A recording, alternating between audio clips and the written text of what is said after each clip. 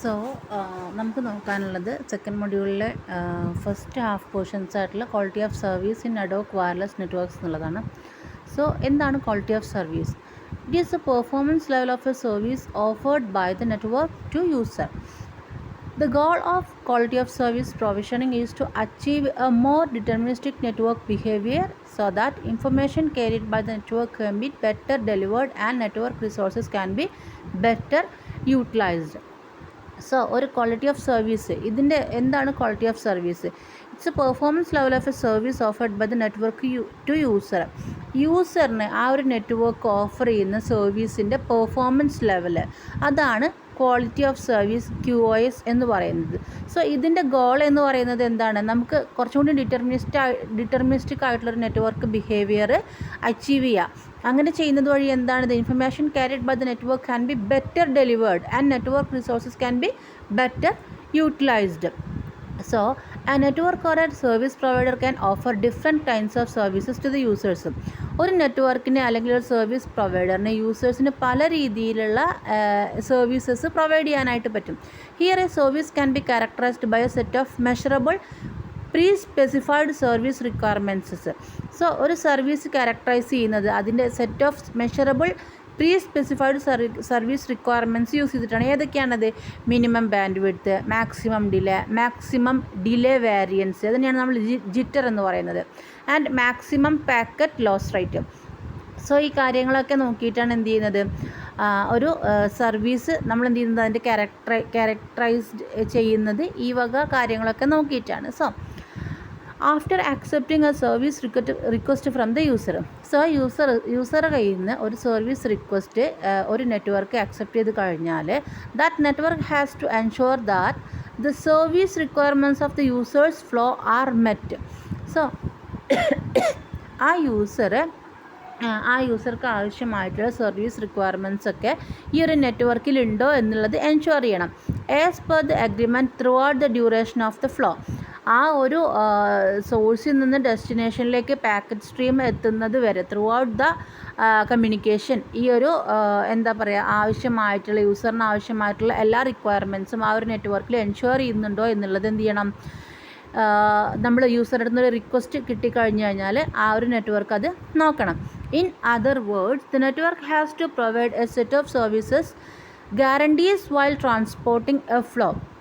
So എന്താണ് in other words, network has to provide a set of service guarantees while transporting a flow. അതായത് എന്താ പറയുന്നത്, user സെൻറ്ററിൽ നിന്ന് റിസീവറിലേക്ക് നമുക്ക് ഒരു പാക്കറ്റ് നമുക്ക് സെൻഡ് ചെയ്യണം എന്നുണ്ടെങ്കിൽ, അവരുടെ ഒരു ഡാറ്റ ഫ്ലോ നടക്കുകയാണെങ്കിൽ ആ ഒരു നെറ്റ്വർക്കിനകത്ത് എന്ത് ചെയ്യണം, ഈ ഒരു ഡാറ്റ ട്രാൻസ്ഫറിന് ആവശ്യമായിട്ടുള്ള എല്ലാ റിക്വയർമെൻറ്റ്സും ആ ഒരു നെറ്റ്വർക്കിൽ ഉണ്ടോ എന്നുള്ളത് എന്ത് ചെയ്യണം, എൻഷുർ ചെയ്യണം. After receiving a service request from the user, the first task is to find a suitable loop-free path from the source to the destination that will have the necessary resources available to meet the QoS requirements of the desired services. So യൂസറുടെ അടുത്ത് നിന്ന് ഒരു service request receive ചെയ്ത് കഴിഞ്ഞാൽ അതിൻ്റെ first task എന്ന് പറയുന്നത് എന്താണ്, ഒരു ലൂപ്പ് ഫ്രീ ആയിട്ടുള്ള ഒരു പാത്ത് എന്ത് ചെയ്യുക, കണ്ടുപിടിക്കുക.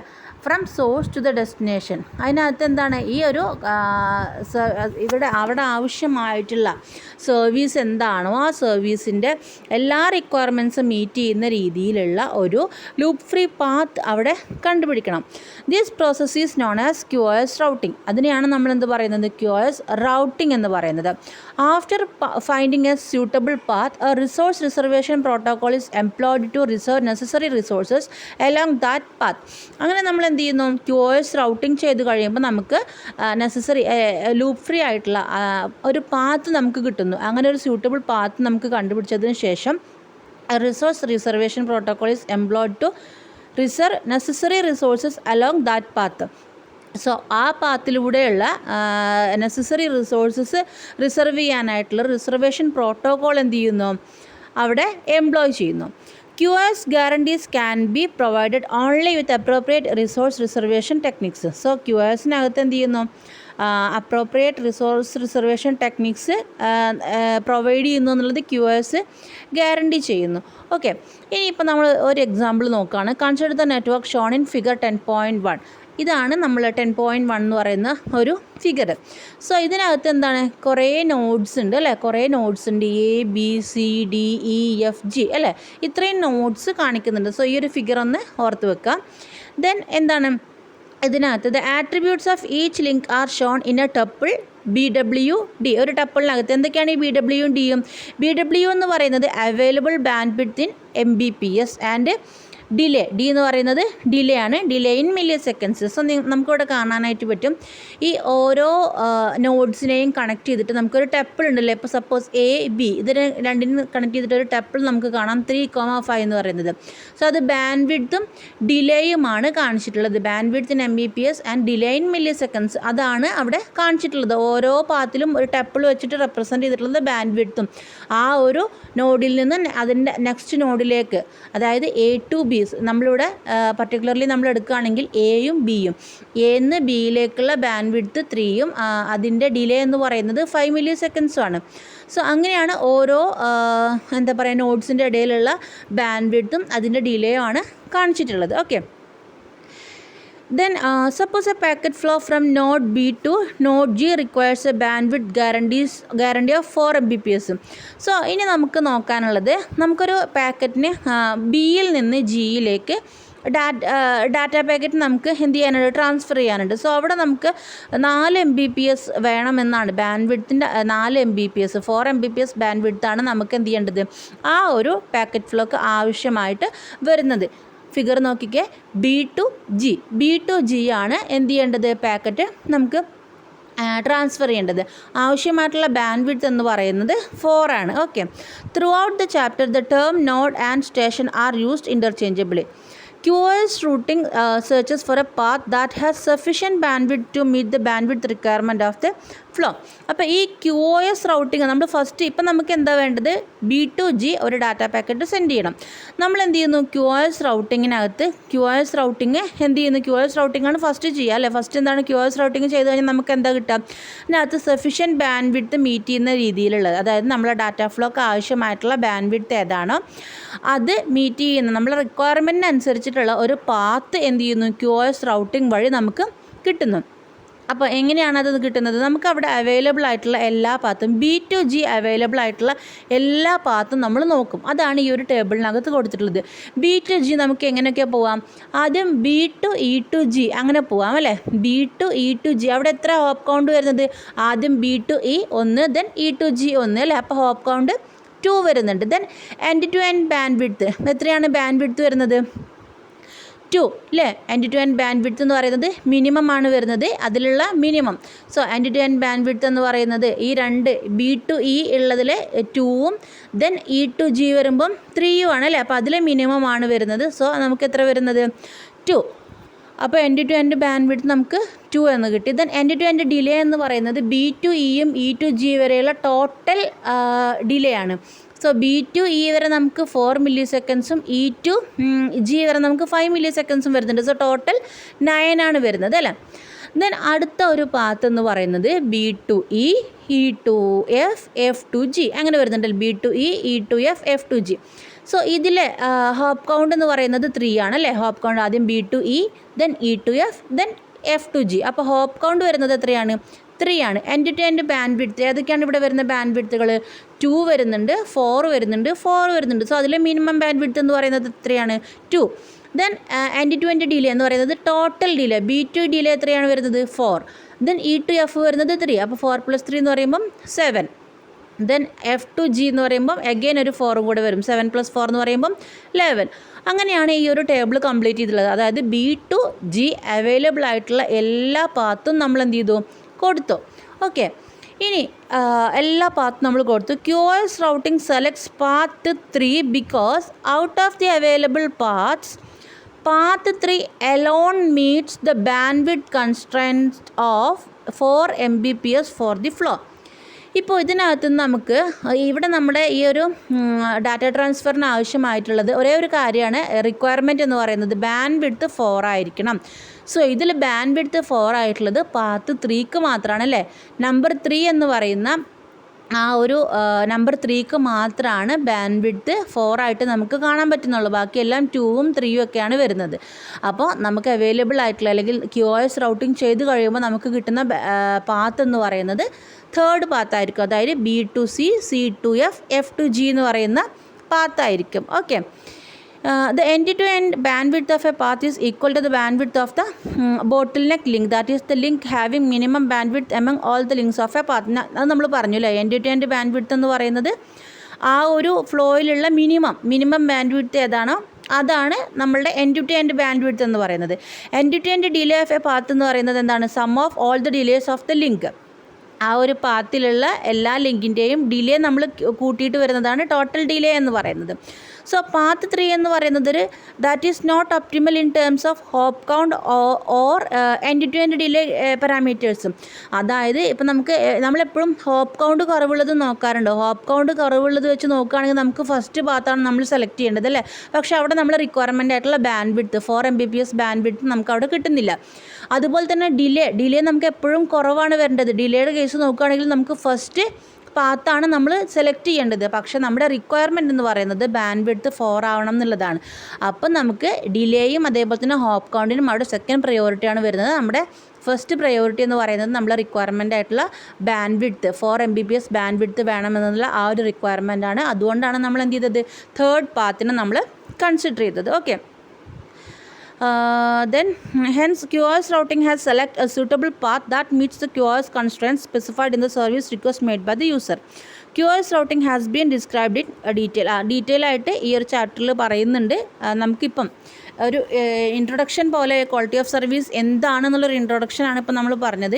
ഈ ഒരു ക്വാളിറ്റി ഓഫ് സർവീസിൻ്റെ ഫസ്റ്റ് സ്റ്റെപ്പ് എന്ന് പറയുന്നത് നമുക്ക് എന്താണ്, നമ്മുടെ റിക്വയർമെൻറ്റിന് ആവശ്യമായിട്ടുള്ള റിക്വയർമെൻറ്റ് നോക്കിയിട്ട് അതിൻ്റെ ഒരു ഡാറ്റ പാത്ത് എങ്ങനെയാണ് ഡാറ്റ പാത്ത് പോകുന്നത്, ആ ഒരു പാത്ത് നമുക്ക് കണ്ടുപിടിക്കാനാണ് നമ്മൾ എന്ത് ചെയ്യുന്നത്, ഈ ഒരു QoS റൗട്ടിങ് നമ്മൾ യൂസ് ചെയ്യുന്നത്. സോ ഇതാണ് QoS റൗട്ടിങ്ങിൻ്റെ ഒരു എക്സാമ്പിൾ പറഞ്ഞിട്ടുള്ളത്. ഓക്കെ. അതിൻ്റെ താഴെയുള്ളത് ജസ്റ്റ് നിങ്ങളൊന്ന് വായിച്ചു നോക്കിയാൽ മതി. അതിൽ എന്തെങ്കിലും ഇമ്പോർട്ടൻറ്റ് പോയിൻറ്റ്സ് ഉണ്ടെങ്കിൽ ജസ്റ്റ് അതൊന്ന് നോട്ട് എഴുതുന്ന സമയത്ത് നോട്ട് എഴുതി വെക്കുക. ഓക്കെ.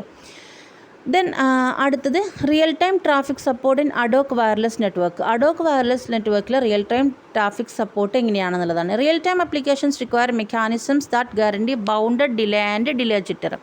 സോ ഈ റിയൽ ടൈം അപ്ലിക്കേഷൻസിനകത്ത് രണ്ട് കാര്യങ്ങളാണ് ആവശ്യമുള്ളത്. അതായത് രണ്ട് കാര്യങ്ങളാണ് അത് ഗ്യാരണ്ടി ചെയ്യുന്നത്.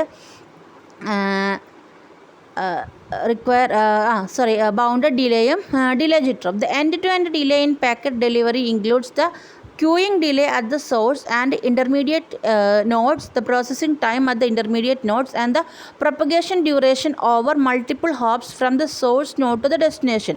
So end-to-end delay in packet delivery ഇതിനകത്ത്, അതായത് നമ്മൾ ടോട്ടൽ ഡിലേ എന്ന് പറയുന്നത് അതിനകത്ത് എന്തൊക്കെയാണ് ഇൻക്ലൂഡ് ചെയ്യുന്നത്? ക്യൂയിങ് ഡിലേ അറ്റ് ദ സോഴ്സിൽ വരുന്ന ക്യൂയിങ് ഡിലേ, അതുപോലെ തന്നെ ഇൻ്റർമീഡിയറ്റ് നോഡ്സിൽ വരുന്ന queuing delay, processing time at the intermediate nodes. Okay. അപ്പോൾ ക്യൂയിങ് ഡിലേ വരുന്നുണ്ട്. അത് കഴിഞ്ഞിട്ട് പ്രോസസ്സിംഗ് ടൈം, ഇൻ്റർമീഡിയറ്റ് നോഡ്സിൽ വരുന്ന processing time and the propagation duration over multiple hops from the source node to the destination node. So ഇതെല്ലാം കൂടി കൂട്ടിയിട്ട് വരുന്നതാണ് end-to-end ഡിലേ എന്ന് പറയുന്നത്. Real time applications can be classified as, നമുക്ക് എങ്ങനെയാണ് ക്ലാസിഫൈ ചെയ്യാൻ പറ്റുന്നത്? ഹാർഡ് റിയൽ ടൈം അപ്ലിക്കേഷൻസ് എന്നും സോഫ്റ്റ് റിയൽ ടൈം അപ്ലിക്കേഷൻസ് എന്നും ക്ലാസിഫൈ ചെയ്യാൻ പറ്റും. ഒരു ഹാർഡ് റിയൽ ടൈം അപ്ലിക്കേഷൻ എന്ന് പറയുന്നതിനകത്ത് QoS ഗ്യാരണ്ടി ചെയ്യുന്നത് സ്ട്രിക്റ്റ് QoS ഗ്യാരണ്ടീസ്. അതായത് some of the hard real time applications ഏതൊക്കെയാണ്? Nuclear reactor control system, air traffic control system, missile control system. അപ്പോൾ ഈ ഒരു എക്സാമ്പിൾ പറയുമ്പോൾ തന്നെ നമുക്ക് മനസ്സിലാവും ഹാർഡ് റിയൽ ടൈം അപ്ലിക്കേഷൻസിനകത്ത് QoS ഗ്യാരണ്ടി ആയിരിക്കണം. അതായത് അതിനകത്ത് എന്തെങ്കിലും ഒരു റിക്വയർമെൻറ്റ് പറഞ്ഞിട്ടുണ്ടെങ്കിൽ ആ റിക്വയർമെൻറ്റ് പക്ക ആയിരിക്കണം. ഈ ഒരു എക്സാമ്പിൾ പറഞ്ഞപ്പോൾ തന്നെ നമുക്ക് മനസ്സിലായിട്ടുണ്ടാവും എന്തുകൊണ്ടാണ് QoS ഗ്യാരണ്ടി എന്നുള്ളത് സ്ട്രിക്റ്റ് ആക്കിയിട്ടുള്ളത് in hard real time application എന്നുള്ളത് നമുക്ക് മനസ്സിലാവും. In these application, failure to meet the required delay constraints may lead to disastrous results. അല്ലേ? നമുക്കറിയാം ഈ ഒരു അപ്ലിക്കേഷൻസ് വെച്ച് നോക്കുമ്പോൾ തന്നെ ഇതിലുള്ള ഏതെങ്കിലും ഒരു റിക്വയർമെൻറ്റിൻ്റെ മീറ്റ് ചെയ്യാൻ നമുക്ക് പറ്റിയില്ലെങ്കിൽ, ഫെയിൽ ആയി കഴിഞ്ഞിട്ടുണ്ടെങ്കിൽ അത് പല രീതിയിലുള്ള എന്താ പറയുക ബാഡ് റിസൾട്ടിനും അത് കാരണമാവും. On the other hand soft real time applications can tolerate degradation in the guaranteed QoS to a certain extent. പക്ഷേ ഇൻ സോഫ്റ്റ് റിയൽ ടൈം അപ്ലിക്കേഷൻസിലാണെങ്കിൽ ഒരു ലിമിറ്റ് വരെ എന്താണ് ആ ഒരു ഇപ്പോൾ ബാൻഡ് വിഡ്ത്ത് 4 Mbps എന്നുള്ളതാണ് നമ്മളൊരു സോഫ്റ്റ് റിയൽ ടൈം ആപ്ലിക്കേഷൻസിൽ നമ്മളത് കൊടുക്കുമ്പം അതൊരു 3.5 അല്ലെങ്കിൽ 3.8 ആയി എന്ന് വിചാരിച്ചിട്ടൊരു അതായത് അതിന് വലിയൊരു കുഴപ്പം വരില്ല. Some of the soft real time applications ആണ് voice, telephony, video on demand and video conferencing. So ഇതിലൊക്കെ എന്താണ് വരിക, ആ ഒരു ബാൻഡ് വിഡ്ത്തിലൊക്കെ ചെറിയ മാറ്റം വരുന്നതിനനുസരിച്ചിട്ട് ക്ലാരിറ്റി കുറവ് വരും. അങ്ങനെയുള്ള ചെറിയ ചെറിയ പ്രശ്നങ്ങൾ, അതൊന്നും എന്താ പറയുക ഒരു അപ് ടു എ ലിമിറ്റ് വരെ സോഫ്റ്റ് റിയൽ ടൈം ആപ്ലിക്കേഷൻസിൽ QoS ഗ്യാരണ്ടി ഒന്നും സ്ട്രിക്റ്റ് അല്ല. പക്ഷേ ഹാർഡ് റിയൽ ടൈം ആപ്ലിക്കേഷൻസിൽ അത് അങ്ങനെയല്ല. In these applications, the loss of data and variation in delay and delay jitter may degrade the service but do not produce hazardous results. അതായത് സർവീസിൽ ചെറിയ ചെറിയ പ്രശ്നങ്ങളൊക്കെ ഉണ്ടാക്കുമെങ്കിലും, അതായത് സോഫ്റ്റ് റിയൽ ടൈം സിസ്റ്റത്തിനകത്ത് QoS ഗ്യാരണ്ടി അല്ലെങ്കിൽ QoS റിക്വയർമെൻറ്റ്സ് അത് ഗ്യാരണ്ടി അല്ലെങ്കിൽ എന്താണ് അതിന് വലിയ പ്രശ്നമൊന്നും ഇല്ലെങ്കിലും അത് എന്ത് ചെയ്യില്ല, ഹസാർഡസ് റിസൾട്ട്സ് ഒന്നും പ്രൊഡ്യൂസ് ചെയ്യില്ല. Providing hard real-time guarantees in ad hoc wireless network is extremely difficult due to reasons such as the unrestricted mobility of nodes, dynamically varying network topology, time-varying channel capacity, and the presence of hidden terminals. Okay. Then അടുത്തത് വരുന്നത് QoS parameters in ad hoc wireless networks. എന്തൊക്കെയാണ് ad hoc wireless നെറ്റ്വർക്കിൽ വരുന്ന QoS parameters? As different applications have different requirements, the services required by them and the associated QoS parameters differ from applications to applications. So QoS applications എന്ന് പറയുന്നത്, QoS parameters എന്ന് പറയുന്നത് അപ്ലിക്കേഷൻസിനെ depend ചെയ്തിട്ട് എന്താണ് parameters different ആയിട്ട് മാറും. For example എടുക്കുകയാണെങ്കിൽ, in case of multimedia applications bandwidth, delay jitter and delay are the key QoS parameters, whereas military applications have stringent operations, stringent security requirements. For applications such as emergency search and rescue operations, availability of the network is the key QoS parameters. അതായത് ഇവിടെ പറയുന്നത് ഓരോ ആപ്ലിക്കേഷൻസിനനുസരിച്ചിട്ട് QoS parameter different ആണ്. Applications such as group communication in a conference hall require that the transmission among the nodes consume as little energy as possible. Hence, battery life is the key QoS parameter here. അപ്പോൾ QoS parameter എന്ന് പറയുന്നത് അഡോക് wireless നെറ്റ്വർക്ക്സിലത്തെ QoS parameters എന്ന് പറയുന്നത് ആപ്ലിക്കേഷൻസിനെ base ചെയ്തിട്ടാണ്. ഓരോ ആപ്ലിക്കേഷൻസിനും ഓരോ രീതിയിലാണ് QoS parameters വരിക. അപ്പോൾ നിങ്ങൾ ജസ്റ്റ് ഈ ഒരു എക്സാമ്പിളും ഓരോ എക്സാമ്പിളിനും ഓരോരോ QoS പാരാമീറ്റേഴ്സാണ് വരുന്നത് എന്നുള്ളതും കൂടെ ഒന്ന് നോട്ട് ചെയ്യാം. ഇനി അടുത്ത ടോപ്പിക് എന്ന് പറയുന്നത് issues and challenges in providing QoS in ad hoc wireless networks. എന്തൊക്കെയാണ് അഡോക് വയർലെസ് നെറ്റ്വർക്ക്സിൽ നമുക്ക് വരുന്ന ഇഷ്യൂസും ചാലഞ്ചസും എന്തൊക്കെയാണെന്നാണ് പറയുന്നത്. Providing QoS support in ad hoc wireless network is an active research area. Ad hoc wireless networks have certain unique characteristics that pose several difficulties in provisioning QoS. Some of the characteristics are dynamically varying network topology. അതായത് ഇതിനകത്ത് എന്തൊക്കെയാണ് ഇഷ്യൂസും ചാലഞ്ചസും, അതായത് അഡോക്കിൽ നമ്മൾ QoS provide ചെയ്യുന്ന സമയത്ത് അത് നേരിടുന്ന face ചെയ്യുന്ന ഇഷ്യൂസ്, അതിൻ്റെ ചാലഞ്ചസ് എന്തൊക്കെയാണെന്നാണ്. സോ ഇതിൻ്റെ മെയിൻ ഇഷ്യൂസ് വരുന്നത് നമ്മൾ നെറ്റ്വർക്ക് ടോപ്പോളജി ഡൈനാമിക്കായിട്ട് വേരി ചെയ്യുന്നുണ്ട്. അതേപോലെ തന്നെ lack of precise state information, lack of a central controller, error prone shared radio channel, limited resource availability, hidden terminal problem and insecure medium. അപ്പോൾ ഇതിൽ ഓരോന്നുമാണ് നമ്മൾ എന്ത് ചെയ്യുന്നത് നെക്സ്റ്റ് പറയുന്നത്. Dynamically varying network topology. എന്താണ് dynamically varying network topology? Since the nodes in an ad hoc wireless network do not have any restriction on mobility. അല്ലേ, നമുക്കറിയാം അഡോക്കിലുള്ള അതിലുള്ള ഡിവൈസസിന് മൊബിലിറ്റിയിൽ ഒരു റെസ്ട്രിക്ഷൻ ഇല്ല. So the network topology changes dynamically. Network topology according that എന്ത് ചെയ്യുന്നു, ചേഞ്ച് ചെയ്യുന്നു. Hence the admitted QoS session may suffer due to frequent path breaks, thereby requiring such sessions to be re-established over new paths. So എന്താണ് ഈ ഒരു mobility ഉള്ളതുകൊണ്ട് തന്നെ അവിടെ ഒരു QoS സെഷൻ എന്ത് ചെയ്യുന്നു, ഒരു ഇടയ്ക്കിടയ്ക്ക് ഫ്രീക്വൻറ്റ് പാത്ത് ബ്രേക്സ് അവിടെ വരികയാണ്. എന്നിട്ട് എന്ത് ചെയ്യണം, പുതിയൊരു പാത്ത് വരുമ്പോൾ അവിടെ ആ ഒരു സെഷൻ റീഎസ്റ്റാബ്ലിഷ് ചെയ്യേണ്ട ഒരു ആവശ്യം വരികയാണ്. സോ അതെന്താണ് ഈ ഒരു QoS അഡോക്കിൽ QoS പ്രൊവൈഡ് ചെയ്യുന്ന സമയത്ത് നമ്മൾ നേരിടുന്ന ഇഷ്യൂസാണ്. അടുത്തത് വരുന്നത് imprecise state information. In most cases the nodes in an ad hoc wireless network maintain both the link specific state information and flow specific state information. അപ്പോൾ എന്താണ് ലിങ്ക് സ്പെസിഫിക് സ്റ്റേറ്റ് ഇൻഫർമേഷൻ എന്ന് പറഞ്ഞു കഴിഞ്ഞാൽ it includes bandwidth, delay jitter, loss rate, error rate, stability, cost and distance values for each link. Flow specific ഇൻഫർമേഷൻസിനകത്ത് എന്തൊക്കെയാണ് വരുന്നത്? Session I D, source address, destination address and QoS requirements of the flow. അതായത് maximum bandwidth requirement, minimum bandwidth requirement, maximum delay and maximum delay jitter. So എന്താണ് പറയുന്നത്? Most കേസിൽ nodes in ad hoc wireless network maintain both, അതായത് രണ്ടും link specific state ഇൻഫർമേഷനും flow specific state ഇൻഫർമേഷനും എന്ത് ചെയ്യണം? ഈ നോഡ്സ് മെയിൻറ്റെയിൻ ചെയ്യണം. അപ്പോൾ എന്തൊക്കെയാണ് ലിങ്ക് സ്പെസിഫിക് ഇൻഫർമേഷനിലും അതേപോലെ തന്നെ ലിങ്ക് സ്പെസിഫിക് സ്റ്റേറ്റ് ഇൻഫർമേഷനിലും ഫ്ലോ സ്പെസിഫിക് സ്റ്റേറ്റ് ഇൻഫർമേഷനിലും എന്തൊക്കെയാണ് ഇൻക്ലൂഡ് ചെയ്യുന്നതാണെന്നാണ് പറഞ്ഞത്.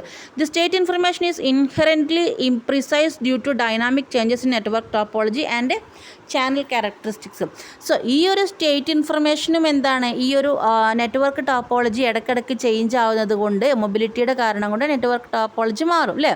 അതുകൊണ്ട് ഈ ഒരു സ്റ്റേറ്റ് ഇൻഫർമേഷനും എന്താണ്? ഇംപ്രിസൈസ് ആണ്. സോ റൗട്ടിംഗ് ഡിസിഷൻസ് എന്താണ്? ആക്യുറേറ്റ് ആയിട്ട് അവിടെ നടക്കില്ല. അതുകൊണ്ട് തന്നെ റിയൽ ടൈം പാക്കറ്റ്സിന് ഒരു ചെറിയ പ്രശ്നങ്ങളൊക്കെ വരാൻ സാധ്യതയുണ്ട്. അപ്പോൾ അത് അടുത്തൊരു ഇഷ്യൂസ് ആൻഡ് ചാലഞ്ചസിൽ വരുന്നതാണ്. ദെൻ അടുത്തത് വരുന്നത്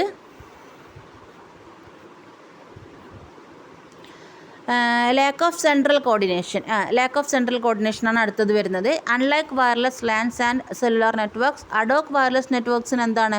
ഒരു സെൻട്രൽ കൺട്രോളർ ഇല്ല അല്ലേ? കോർഡിനേറ്റ് ചെയ്യാനായിട്ട്, ആക്ടിവിറ്റി ഓഫ് നോഡ്സിനെ കോർഡിനേറ്റ് ചെയ്യാനായിട്ട് ഒരു സെൻട്രൽ കൺട്രോളർ ഇല്ല. അടുത്തത് error prone shared radio channel. Radio channel is a broadcast medium by nature. During propagation through the wireless medium the radio waves suffer from several impairments such as attenuation, multipath propagation and interference. So എന്താണ് ഈ ഒരു radio ചാനലിലൂടെ ഇത്രയും പ്രശ്നങ്ങൾ വരുന്നത് കൊണ്ട് ഈ ഒരു എന്താ പറയുക, പ്രൊപ്പഗേഷനിൽ ചെറിയ പ്രശ്നങ്ങൾ സംഭവിക്കാൻ സാധ്യതയുണ്ട്. ഓക്കെ, വയർലെസ് മീഡിയത്തിലൂടെ ഡാറ്റ ട്രാൻസ്ഫർ ചെയ്യുന്ന സമയത്ത് റേഡിയോ വേവ്സിന് എന്താണ് ഈ ഒരു അറ്റന്വേഷനും മൾട്ടിപാത്ത് പ്രൊപ്പഗേഷൻ, ഇൻ്റർഫറൻസ് ഒക്കെ സംഭവിക്കുന്നത് കൊണ്ട് ഡാറ്റ ലോസ് വരാനുള്ള ഒരു സാധ്യത ഉണ്ട്. അടുത്തത് hidden terminal problem. The hidden terminal problem is inherent in adhoc wireless networks. This problem occurs when packets originating from two or more sender nodes which are not within the direct transmission range of each other collide at a common receiver node. It necessitates the retransmission of packets which may not be acceptable for flows that have stringent QoS requirements. The RTS-CTS control packet exchange mechanism proposed in one and adopted later in the IEEE 802.1 standard reduces the hidden terminal problem only to a certain extent. So hidden terminal problem എന്താണെന്നുള്ളത് നമ്മൾ first മൊഡ്യൂളിൽ പഠിച്ചിട്ടുണ്ട്. അതേ problem തന്നെയാണ്. അതായത് എന്താണ് hidden terminal പ്രോബ്ലത്തിൻ്റെ basic ആയിട്ട് പറഞ്ഞത് അത് തന്നെയാണ് ഇവിടെയും പറയുന്നത്. അതായത് അറ്റ് എ ടൈം എന്താണ് this problem occurs when packets originating from two or more sender nodes which are not within the direct transmission range of each other. So ആ ഒരു കേസിലാണ് ഹിഡൻ ടെർമിനൽ പ്രോബ്ലം വരുന്നത്. അതായത് അവർക്ക് രണ്ട് സെൻറ്റേഴ്സിനും പരസ്പരം കാണാൻ പറ്റുന്നില്ല. അവർ രണ്ടുപേരും എന്ത് ചെയ്യുന്നു? അറ്റ് എ ടൈം സെയിം റിസീവറിലേക്ക് പാക്കറ്റ് സെൻഡ് ചെയ്യുന്നു അല്ലേ? അപ്പോൾ ഒരു കോമൺ റിസീവറിൽ വെച്ചിട്ട് അതെന്ത് ചെയ്യുന്നു? കൊളൈഡ് ചെയ്യുന്നു. ഇതാണ് ഹിഡൻ ടെർമിനൽ പ്രോബ്ലം. അത് നമ്മൾ ഓൾറെഡി പറഞ്ഞതാണ്. അത് തന്നെയാണ് ഇവിടെയും വരുന്നത്. Then next one, limited resource availability. Resources such as bandwidth, battery life, storage space and processing capability are limited in adhoc wireless networks. So out of these, bandwidth and battery life are critical resources, the availability of which significantly affects the performance of QoS provisioning. ഇതിൽ resource availability limited ആണെന്നാണ് പറയുന്നത്. ഏതൊക്കെ resources ആണ്? Bandwidth, battery life, storage spaces, processing capacity, processing capability, ഇതൊക്കെ എന്താണ്? Limited ആണ്. അതിൽ തന്നെ ബാൻഡ്വിഡ്ത്തും ബാറ്ററി ലൈഫും ക്രിട്ടിക്കൽ റിസോഴ്സസ് ആണെന്നാണ് പറയുന്നത്. സോ ഇതിൻ്റെ അവൈലബിലിറ്റി ഇത് അൺഅവൈലബിൾ ആയി കഴിഞ്ഞാൽ എന്താണ്? അതായത് ബാറ്ററി ലോയും അതേപോലെ തന്നെ ബാൻഡ്വിഡ്ത്തും നമുക്ക് റിക്വയർഡ് ആയിട്ടുള്ള ബാൻഡ്വിഡ്ത്തും കിട്ടിയില്ലെങ്കിൽ QoS പ്രൊവിഷനിങ്ങിൻ്റെ പെർഫോമൻസിനെ അത് അഫക്റ്റ് ചെയ്യും. ഓക്കെ, Then next one എന്ന് പറയുന്നത് insecure medium. Due to the broadcast nature of the wireless medium, communication through a wireless channel is highly insecure. ഇത് എന്താണ്? ഇതൊരു ബ്രോഡ്കാസ്റ്റ് നേച്ചറാണ് അല്ലേ? വയർലെസ് മീഡിയത്തിന് വരുന്നത് ഒരു ബ്രോഡ്കാസ്റ്റ് നേച്ചർ ആയതുകൊണ്ട് ഇങ്ങനെ വയർലെസ് ചാനലിൽ കൂടെയുള്ള ഒരു കമ്മ്യൂണിക്കേഷൻ എന്ന് പറയുന്നത് ഹൈലി ഇൻസെക്യൂർ ആണ്. Therefore security is an important issue in adhoc wireless network, especially for military and tactical applications. So in such applications എന്താണ് നമുക്ക് സെക്യൂരിറ്റി എന്ന് പറയുന്നത് ഒരു ഇമ്പോർട്ടൻറ്റ് ക്രൈറ്റീരിയ ആണ്. adhoc wireless networks are susceptible to attacks such as eavesdropping, spoofing, denial of service, message distortion and impersonation.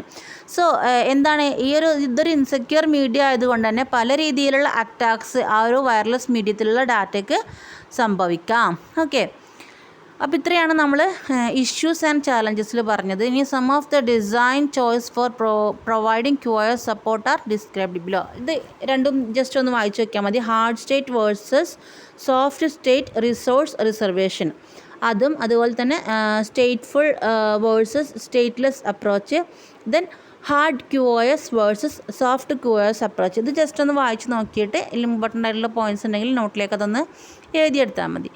ഇനി next വരുന്നത് classification of QoS solutions ആണ്. അതിൽ ഫസ്റ്റ് ക്ലാസിഫിക്കേഷൻ വരുന്നത് classification of QoS approaches. Then അടുത്തത് വരുന്നത് layer wise classification of existing QoS solutions. ഇതിനകത്ത് first ക്ലാസിഫിക്കേഷനിൽ വരുന്നതാണ് ക്ലാസിഫിക്കേഷൻ ഓഫ് QoS അപ്രോച്ചസ്. ഇതിനകത്ത് വരുന്നത് the QoS approaches can be classified based on interaction between the routing protocol and the QoS provisioning mechanism, based on the interaction between the network and MAC layers, or based on the routing information update mechanism. So ഏതൊക്കെ രീതിയിലാണ് നമുക്ക് classify ചെയ്യാൻ പറ്റുന്നത്? based on the interaction between the routing protocol and the QoS provisioning mechanism. Next one, based on the interaction between the network and the MAC layers. Next one, based on the routing information update mechanism. ഇനി based on the interaction between the routing protocol and QoS provisioning mechanism, QoS approaches can be classified into two categories: coupled and decoupled QoS approaches. In the case of coupled QoS approaches, the routing protocols and the QoS provisioning mechanism closely interact with each other for delivering QoS guarantees. If the routing protocol changes, it may fail to ensure QoS guarantees, but in the case of decoupled approach, the QoS provisioning mechanism does not depend on any specific routing protocol to ensure QoS guarantees. So അതിൻ്റെ ക്ലാസിഫിക്കേഷൻ്റെ ഫിഗറാണ് ഈ കൊടുത്തിട്ടുള്ളത്. അതിൻ്റെ താഴെ examples കൊടുത്തിട്ടുണ്ട്. Just example ഒന്ന് നിങ്ങൾ ഒന്നോ രണ്ടോ എക്സാമ്പിൾ മാത്രം ഒന്ന് പഠിച്ചാൽ മതി, എല്ലാം ഒന്നും പഠിക്കേണ്ട ആവശ്യമില്ല. Similarly, based on the interaction between the routing protocol and the MAC protocol, QoS approaches can be classified into എങ്ങനെയാണ് independent and dependent QoS approaches. അതാണ്. അപ്പോൾ first coupled, decoupled, then independent and dependent, അത് കഴിഞ്ഞിട്ട് on demand, table driven, hybrid, അങ്ങനെ എന്താ പറയുക classification of QoS approaches mainly 3 ക്ലാസിഫിക്കേഷനാണ്. Then first classification എന്ന് പറയുന്നത് based on interaction between the routing protocol and QoS provisioning mechanism. So അതിൻ്റെ ബേസിൽ coupled and decoupled. Okay, then next classification വരുന്നത് interaction between network and MAC layers. അതിൻ്റെ sub division വരുന്നതാണ് independent and dependent. Then next classification വരുന്നത് routing information update മെക്കാനിസത്തിൻ്റെ ബേസിൽ വരുന്നതാണ്. അതിൽ വരുന്നതാണ് on demand, table driven and hybrid.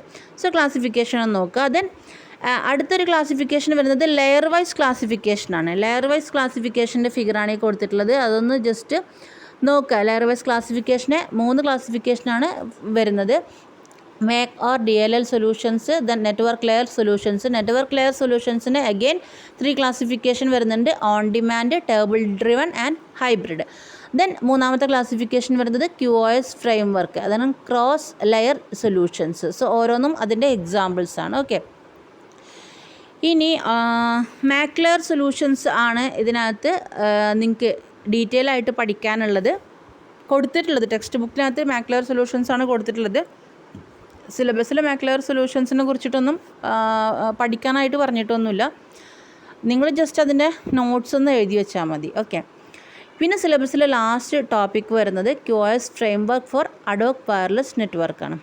A framework for QoS is a complete system that attempts to provide required or promised services to each user or application.